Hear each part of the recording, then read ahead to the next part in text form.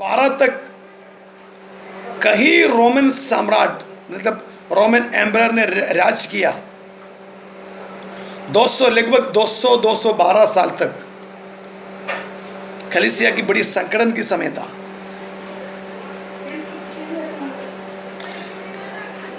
परमेश्वर की कलीसिया को हमेशा के लिए खत्म करने के लिए बड़ी कोशिश कर दिया रोमन एम्बेस ने, रोमन उस समय के अधिकारी लोग ने। लेकिन उसके बाद तो स्मुरना की जब कलीसिया के समय आ गया, स्मुरना के कलीसिया की दूतों को संदेश वाहकों को परमेश्वर की आत्मा यीशु मसीह कहता है, प्रकाशित हुआ कि उसके दूसरा अध्याय उसके 8वें वचन हम पढ़ेंगे।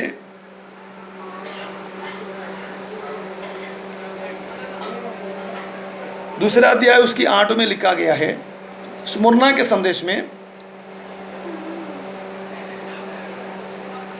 जो प्रथम और अंतिम है, जो मर गया था अब जीवित हो गया है। हालेलुया।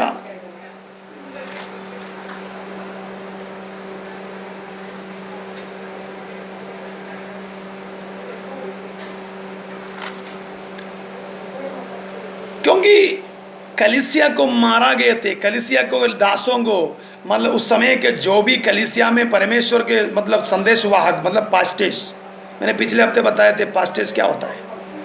पहला यही अपनी प्रकाशित वाक्यों के बीच में बताए थे, जो यीशु मसीह की हाथों में है कलीसिया के पास्टेस।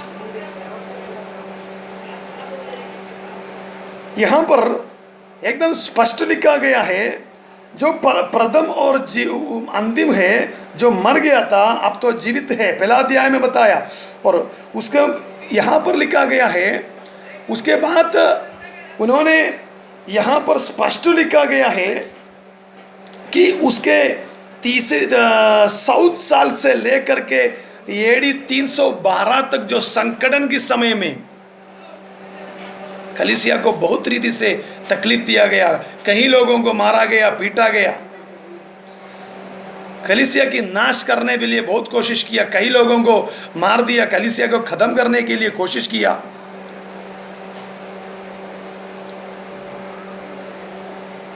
और स्मुरना के समय के बाद में फिर प्रकाशित हुआ कि उसके दूसरा अध्याय उसकी 12 से लेकर के आप अगर 17 तक जब पढ़ेंगे, 17 प्रकाशित वाक्य उसकी दूसरा अध्याय 12 से लेकर के 17 तक आप पढ़ेंगे, वहाँ पर परगमुस की एकदम स्पष्ट लिखा गया है। यहाँ पर परगमुन की कलीसिया को संदेश देता है। यहाँ से हम यह पढ़ेगा तो हम समझेंगे, यहाँ पर लिखा गया है कि परगमुन की कलीसिया के दूत को यही लिखा है, जिसके पास 2 धारी और तेज तलवार है, जिसके पास 2 धारी और तेज तलवार है। मैं यही जानता हूं कि तू वहां रहता, वहां शैतान के सिंहासन है, तू मेरे नाम पर स्थिर रहता है और मुझ पर विश्वास करने से उन दिनों में भी पीछे नहीं हटा, जिनमें मेरे विश्वासियों के साक्षी अंतिपास तुम्हारे बीच उस स्थान पर घात किया गया जहां शैतान रहता था। देखिए तो स्पष्ट बता रहे हैं, कई लोगों को उस समय में मारा गया, कई लोगों को उस समय में मारा गया मेरे प्रिय लोगों, कलीसिया के संकटन के समय। उसके बाद एडी 312 मतलब ईस्वी 312 एडी 312 के दशक में एक नया एम्पायर, एक नया साम्राज्य आ रहा है। उनका नाम आप लोग जानता है, कुस्टन्टिनो। कॉन्स्टेंटिन कहता है, कॉन्स्टेंटिन राजा के समय में कलीसिया के लिए एक अच्छा समय आ रहा है। कॉन्स्टेंटिन के समय में, कॉन्स्टेंटिन जो एम्पायर के समय में 300 लगभग 312 और कई जगह पे 315 भी कहता है एक जगह में मैंने देखा कि 309 बता रहे, जो भी है इसके अंदर ये समझ लीजिएगा। हालेलुया, परमेश्वर को धन्यवाद करता हूँ। यहाँ पर कहता है जो कॉन्स्टेंटिन जो एम्पायर जो आया था, जो अधिकारी जब आए थे, वो भी रोमन गवर्नमेंट थे। उन्होंने लेकिन कलीसिया को, अभी उससे पहले हमें यह समझना है, ये जो 200 साल के अंदर, 200 साल 212 साल के अंदर जो भी जो रोमन सरकार, जो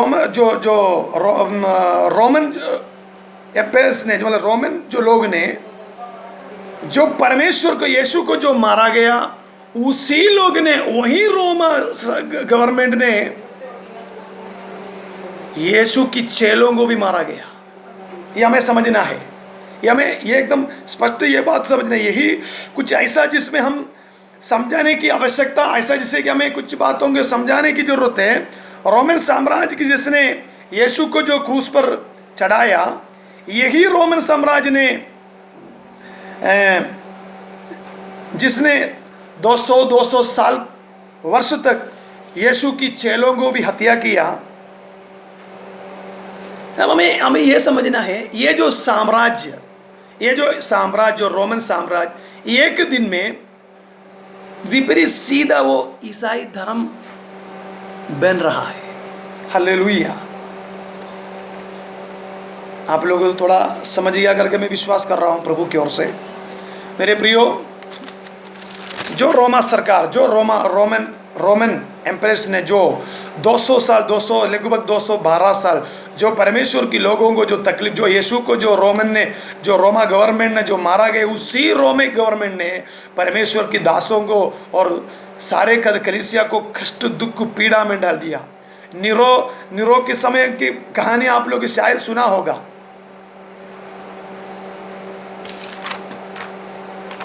नीरो के समय में बड़ी कष्ट थे, डोमेशियन के समय में सब बड़ी कष्ट के समय थे। डोमेशियन, नीरो और भी है, 10 एम्पायर के समय में कई एम्पायर थे, उसमें 10 एम्पायर के 10 साम्राज्य ऐसे थे कि बड़ी दुष्ट लोग थे। कलीसिया को हमेशा के लिए दुनिया से खत्म करने के लिए चाहते थे वो लोग। लास्ट में, अंत में 315 के अंदर, एडी 312 लगभग 315 के अंदर एक नया मतलब एम्पायर, एक अधिकारी आ रहा है, उनका नाम है कॉन्स्टेंटिन। वो व्यक्ति 200 साल जो रोमा साम्राज्य, जो यीशु के राज को जो नाश करने के लिए कोशिश किया, तो एक ही दिन में पूरा वो लोग ईसाई धर्म में शामिल हो रहा। उसी दिन से ईसाई धर्म की शुरुआत हो गया। हमें समझना है, अब हमें यह समझना है, यह साम्राज्य एक दिन में ईसाई धर्म बदल गया, क्योंकि रोमा सरकार का, रोमा गवर्नमेंट, रोमे के लोगों के अंदर बैबिलोनियन संस्कार के अंधविश्वास बहुत थे। बैबिलोनियन संस्कार के बड़े अंधविश्वास, रीति रिवाज, अनाचार, अंधविश्वास उनके अंदर बहुत थे। और वही लोग एक ही दिन में ईसाई धर्म को स्वीकार कर रहे हैं। मैं ईसाई धर्म बोला तो आप लोग उस पर गलत मत समझना, मतलब इस ईसाई मतलब वो जो कॉन्स्टेंटिन ने का सभी लोगों को आज्ञा, देश के सभी लोगों को आज्ञा दिया, सभी लोगों को ईसाई धर्म को स्वीकार करने। उसी दिन से ईसाई धर्म की शुरुआत हो गई। आप सोच लीजिएगा, जो अंधविश्वास में जो लोग थे, बैबिलोनियन संस्कार के उनके अंदर, मेसोपोटामियन संस्कार के अंदर के, मिस्रैम के संस्कार, बाबिलोन, वो सब उसके अंदर शामिल थे। और यहूदी लोगों के विश्वास भी उनके अंदर थे, कि यहूदी लोग भी वहां पर थे। ये सब मिक्स हो गए थे, विश्वासी अविश्वासी सब मिले जुले सब वहां अंदर रहते थे। ये सब मिल करके सभी को कॉन्स्टेंटिन ने, जैसा कि कुस्टुदिनोस ने, जो कॉन्स्टेंटिन ने आज्ञा दिया, सभी को ईसाई धर्म को स्वीकार करना, मतलब जबरदस्ती करने लगा, ईसाई धर्म बनाया। तो उसमें क्या हुआ, जो अंधविश्वास, जो अविश्वासियों के जीवन में था, ये सब इस धर्म में, ये विश्वासियों के जीवन में आ गया। उसी दिन से लेकर कर मेरे प्रियो, इस जो पहले मैंने बताया जो ईसाई जो मार्ग, वो ईसाई धर्म बन गया। हालेलुया। उसी दिन से, उसी दिन तक कलीसिया में याजक की पोस्ट नहीं थे, बाइबल में किधर भी जांच कीजिएगा, बाइबल में किधर भी जांच कीजिएगा, पूरे नया नियम में याजक की पोस्ट है ही नहीं। क्योंकि जो मैंने पहला क्लास में बताया, जो हम उद्धार पाए हुए सभी लोग परमेश्वर के लिए याजक है, और एक ही महायाजक हमारे लिए केवल यीशु मसीह। लेकिन कॉन्स्टेंटिन के समय में, उस समय की जो रीति रिवाज, अंधविश्वास, मतलब वहाँ पर बड़ी बड़े मतलब आराधनालय थे अन्य जातियों के, जैसा कि मैंने बताया बेबीलोनियन संस्कार थे वहाँ पर, और उस मंदिरों में, आराधनालयों में पूजा करने वाले बड़े बड़े याजक लोग थे। अब उन्हें तकलीफ हो गया कि अब हम कहाँ जाएंगे। उस समय उन याजकों को इस ईसाई धर्म में शामिल किया गया। उसी याजकों की वेश विधान सुविधा, जो वेश, जो कपड़े हैं अभी जो है, उसी धर्म पर चलने वाले लोग भी उसी को यूज़ करता है, उसी तरफ चलते हैं, बेबीलोनियन संस्कार।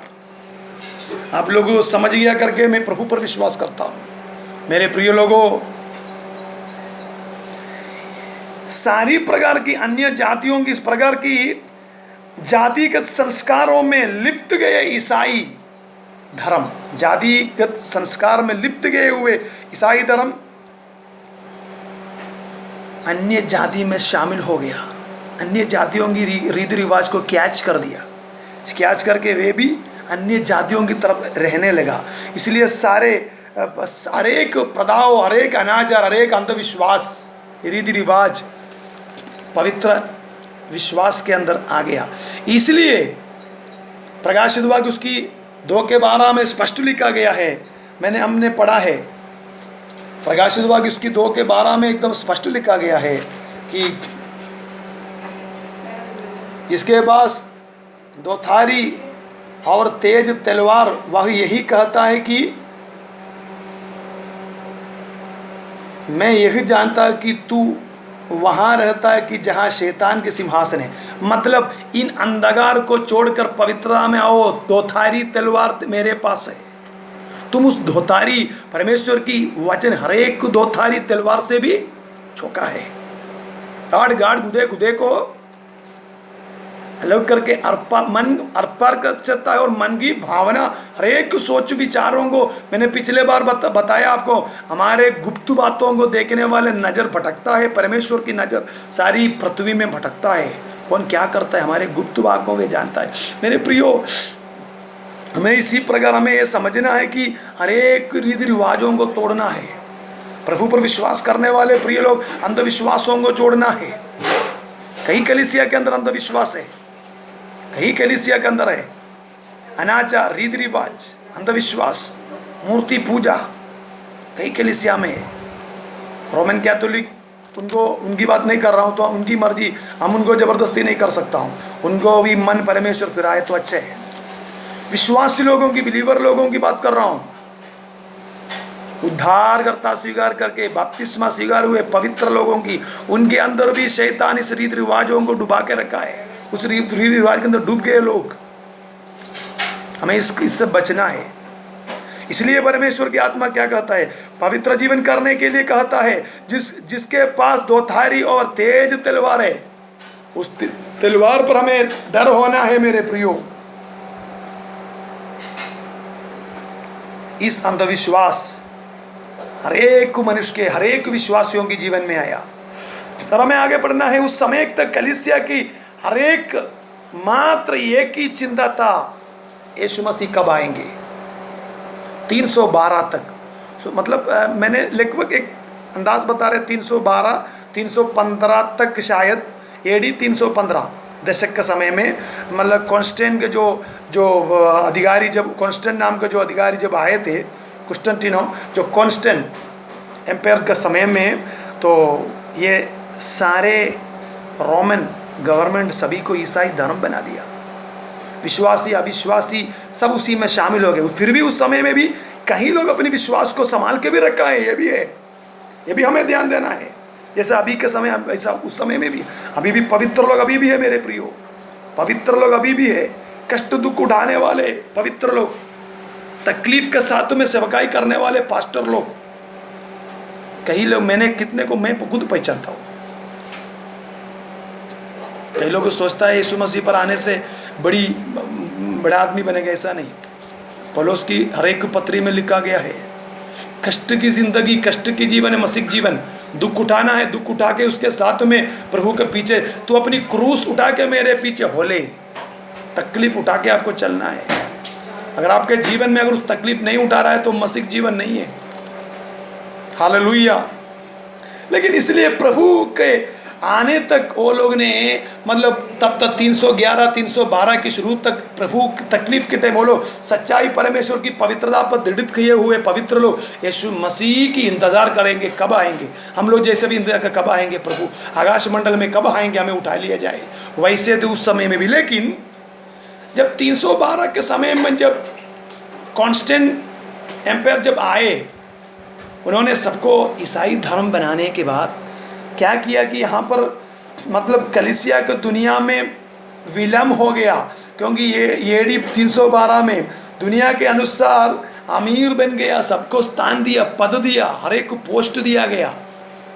नया व्यक्ति को, पुराने व्यक्ति को, जितना जितना पुराने हो गया पोस्ट बन गया। जैसा याजक और महायाजक की तरफ पैसे दिए, लोगों को खरीदने लगा, लोगों के अंदर से फिर भक्ति खत्म हो गया। उसके बाद वो खाली दिखावट हो गया, वो आगे चलते रह गया। हालेलुया। उनके लिए धार्मिक अनुष्ठान बन गया, उनके लिए मतलब धार्मिक अनुष्ठान बन गया। उनके धार्मिक अनुष्ठान बनने के मतलब वो उनके अंदर धार्मिक रीति का, सांसारिक रीति थे, याजक महायाजक को बना के दे दिया। इसी प्रकार कलीसिया सांसारिक रीति से हो गया। इसलिए प्रभु ने कलीसिया को कहता है 2:16 में कहता, 2:16 में क्या कहता है, प्रकाशित वाक्य उसकी 2:16 में कहता है, मन फिरा नहीं तो, यहाँ बता रहे कि मन फिरा नहीं तो मैं तेरे पास शीघ्र ही आकर अपने मुंह की तलवार से उसके साथ लड़ूंगा। मन फिराने के लिए बोल रहे मेरे प्रिय लोगों, सारे अंधविश्वासों को छोड़ करके, रीति रिवाजों को छोड़ करके प्रेम पाओ, हर व्यक्ति से प्रेम किया करो। पुराने प्रेम आगे और बढ़ते जाना है। यीशु मसीह की हर एक कमांड में सबसे बड़ी कमांड क्या है? तो आपस में प्रेम, एक दूसरे से प्रेम करो। तू अपनी भाइयों से प्रेम रखो, तुझे सताने वाले के लिए प्रार्थना करो। विश्वासी लोगों के आपस में प्रेम किया करो। रीति रिवाजों को खत्म करो, अंधविश्वासों को छोड़ दो। ये हमें उस समय के कलीसिया जब संसार में जब शामिल हो गया था, विलम्ब हो गया था, कलीसिया जब दुनिया में शामिल हो गया था, वे दुनिया की रीति रिवाज पर शामिल हो गया। दुनिया में जो कुछ हो रहा है हम भी स्वीकार करने लगा। उसी समय से लेकर अभी तक वो चल रहा है। इसलिए परमेश्वर की आत्मा कहता है, मन फिरा नहीं तो मैं तेरे पास शीघ्र ही आकर अपने मुंह की तलवार से उनके साथ लड़ूंगा। हालेलुया। मेरे प्रियो, प्रभु यीशु मसीह की आगमन निकट आ गया है। हमें अनंत काल उनके साथ जीवित करना है। उद्धार पाए हुए सभी लोग उठा लिया जाएंगे, हम विश्वास करें। लेकिन हम हमारे आदत को, हमारे जो मतलब हैबिट को, आदत को चेंज करना है। हर प्रकार की आदत। नामधारी विश्वासी नहीं बनना है, ईसाई धर्म का विश्वासी नहीं होना है, ईसाई मार्ग पर जीवित करना है, पवित्र जीवन करना है, प्रभु की आगमन की इंतजार करना है, प्रार्थना की जीवन करना है। दिन में हमें प्रार्थना करना है। घर में कितनी विश्वासी दिन में भोर में उठ के प्रार्थना करता है, जरा सोच लीजिए। कितनी विश्वासी शाम का टाइम में इकट्ठा होकर घर में प्रार्थना करता है। हमें करना है, जरूरी है। हालेलुया। आप सभी लोगों के जीवन में परमेश्वर आशीष करे। आगे दिन में हम लोग दूसरा अध्याय से, प्रकाशित हुआ कि उसकी दूसरा अध्याय से शुरू करेंगे। प्रभु यीशु मसीह की, पिता परमेश्वर की आशीष, पुत्र यीशु मसीह की कृपा, पवित्र आत्मा की प्रेम और अनुग्रह आप और आपके परिवारों के साथ में, पीढ़ियों के साथ में युगा युग हमेशा प्रभु यीशु मसीह की दूसरी आगमन तक हमेशा बने रहेंगे। आमीन।